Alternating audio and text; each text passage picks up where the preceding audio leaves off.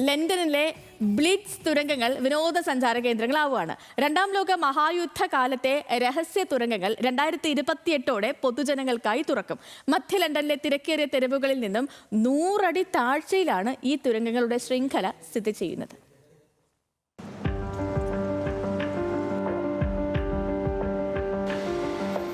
ലണ്ടനിലെ തിരക്കേറിയ തെരുവുകൾക്ക് താഴെ നിഗൂഢതയും ചരിത്രവും നിറഞ്ഞ ഒരു ലോകമുണ്ട്. മധ്യ ലണ്ടനിലെ ഹോൾബോൺ പ്രദേശത്താണ് ഈ തുരങ്ക ശൃംഖല. UK-യിലെ ഏറ്റവും വലിയ വിനോദസഞ്ചാര കേന്ദ്രങ്ങളിലൊന്നാകാൻ ഒരുങ്ങുകയാണ് ലണ്ടനിലെ ബ്ലിറ്റ്സ് ടണൽ. രണ്ടാം ലോക മഹായുദ്ധ കാലത്ത് ബ്രിട്ടനെതിരെ ജർമ്മനി നടത്തിയ തീവ്രമായ ബോംബാക്രമണ പരമ്പരയായിരുന്നു ബ്ലിറ്റ്സ്.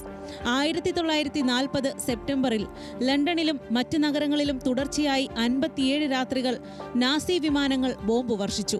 ജർമ്മൻ മിന്നലാക്രമണത്തിൽ നിന്നും 8000-ഓളം ആളുകൾക്ക് അഭയം നൽകാനാണ് 5 മീറ്റർ വീതിയും 400 മീറ്റർ നീളവുമുള്ള സമാന്തര തുരങ്കങ്ങൾ രൂപകൽപ്പന ചെയ്തത്. The British government clearly needed to build some deep level shelters to protect people.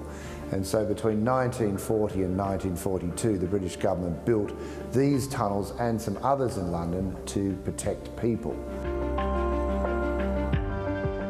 1942 വ്യോമാക്രമണങ്ങൾ അവസാനിച്ചതിനു ശേഷം ഇവിടം രഹസ്യ ഓപ്പറേഷനുകളുടെ ആശയവിനിമയ കേന്ദ്രമായി മാറി. യുദ്ധാനന്തരം ടെലിഫോൺ എക്സ്ചേഞ്ച് ആക്കി മാറ്റി.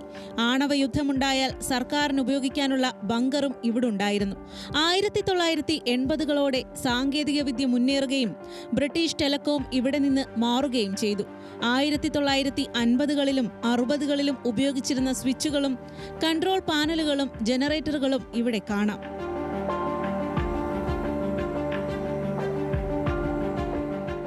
ലണ്ടൻ ടണൽസ് ലിമിറ്റഡ് ആണ് തുരങ്കം നവീകരിക്കുന്നത്. $149 മില്യൺ ചെലവ് വരുന്ന ഈ പദ്ധതിയിൽ ഒരു മ്യൂസിയവും ഭൂഗർഭ ബാറും റെസ്റ്റോറന്റും ഉൾപ്പെടുന്ന വിനോദവേദിയും സൃഷ്ടിക്കപ്പെടും.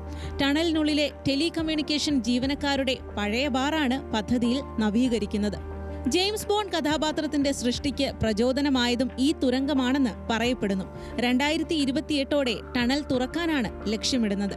പ്രതിവർഷം 4 ദശലക്ഷം സന്ദർശകരെയാണ് ഇവിടേക്ക് പ്രതീക്ഷിക്കുന്നത്.